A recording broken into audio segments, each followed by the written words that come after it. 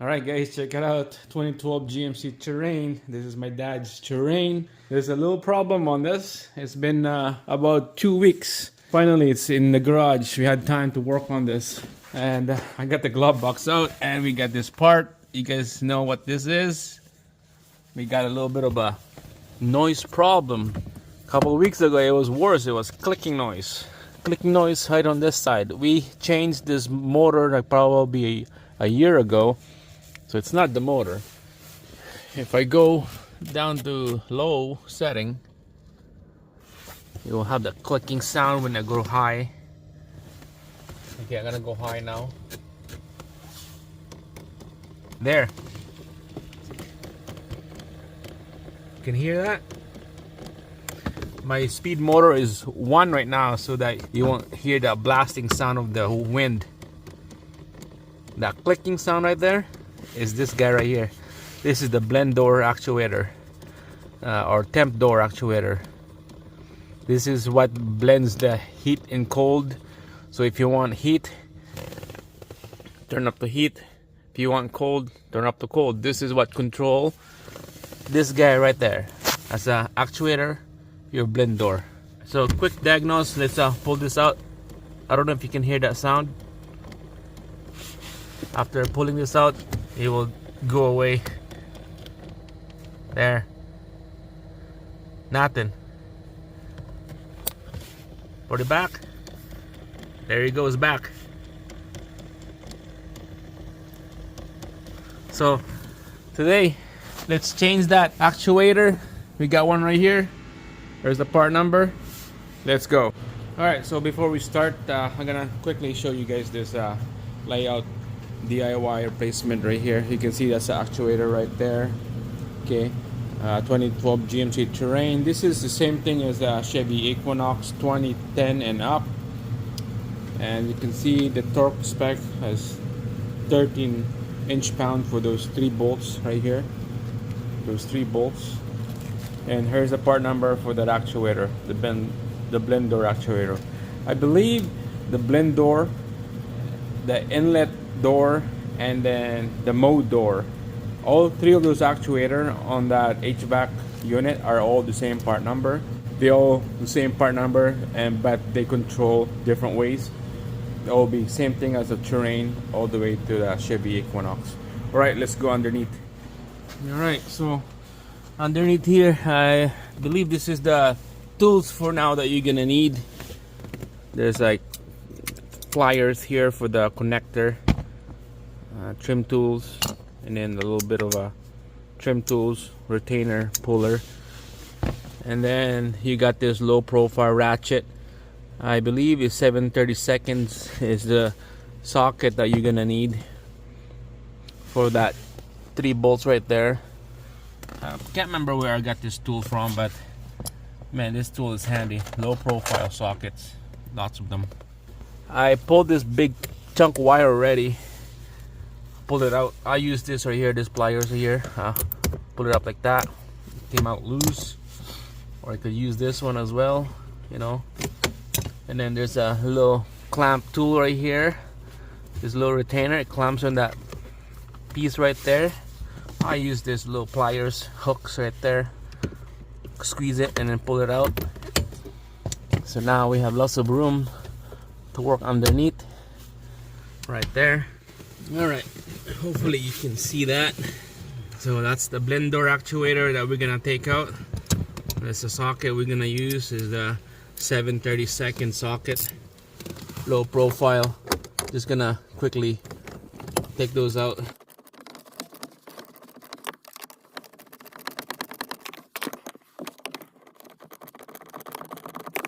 All right, looks like it's loose now, so let's take out this one, the first one, second one, the last one at the back.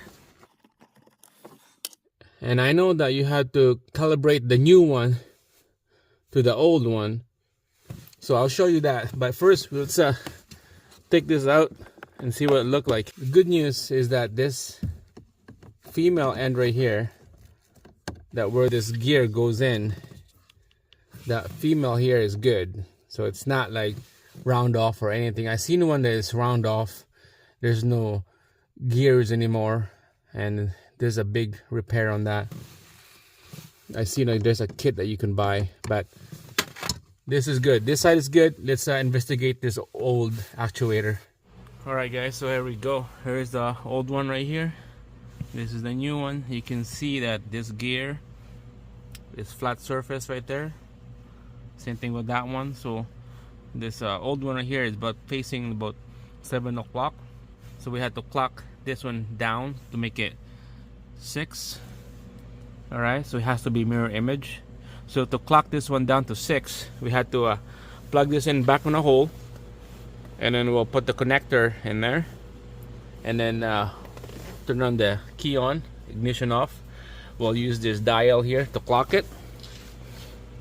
We don't have to put it against that flap door over there. We just need to plug in the harness and look at it, that thing spin. Because this door right here, there's nothing in this door. It just flaps. It's just like, it just spins up and down. Like there's no sensor or anything in there. So let's do that. Just plug this in and watch this thing spin. Alright, I'm gonna put a blue marker on this so you guys can see on the camera. So this is the flat surface of that gear. Okay. There, that's a flat surface. That's facing what, 6 o'clock. Alright, there we go. We got that actuator nice and squared off. So you can see that this one right here, this gear, this flat gear is about 5 o'clock. And this one is 6. Okay, so we're gonna clock this to 6. So get your key on the on position, and then we'll move the dial, this hot and cold dial.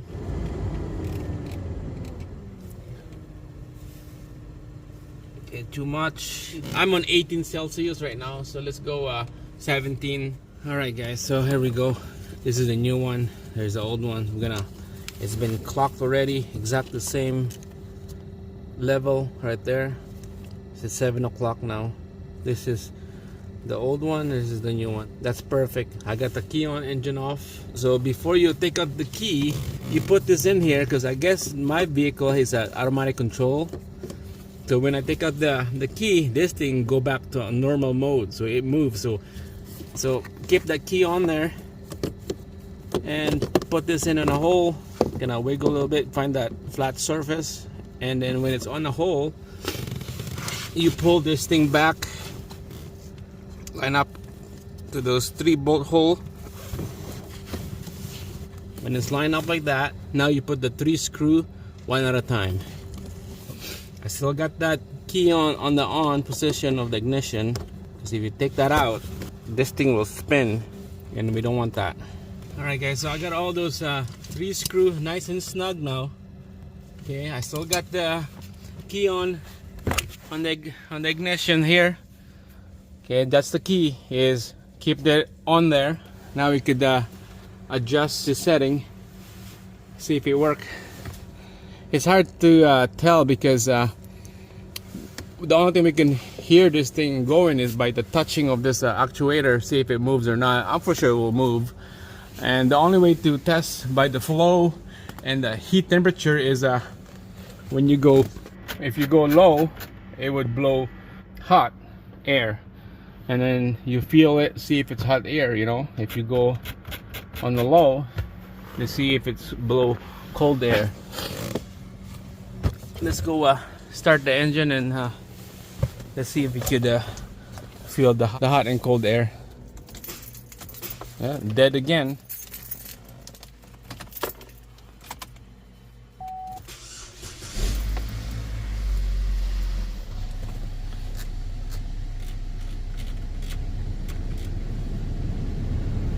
Alright, so it's on high right now.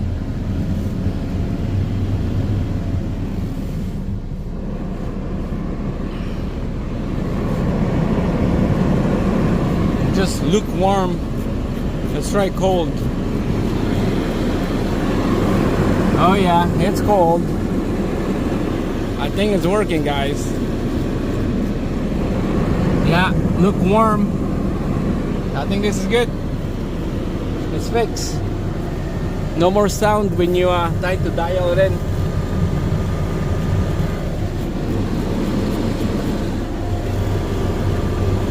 Yeah, no more sound. That's good. Yay. That's the fix, guys. That's it. With 4 tries of dead battery, I had to like use that battery. I got trickle charge on this, and then here's my booster pack right there. So make sure to charge your battery when you diagnose an electrical, I guess. I should have known that, but other than that, guys, it's a fix. Give me a thumbs up, subscribe. See you guys again on the next one.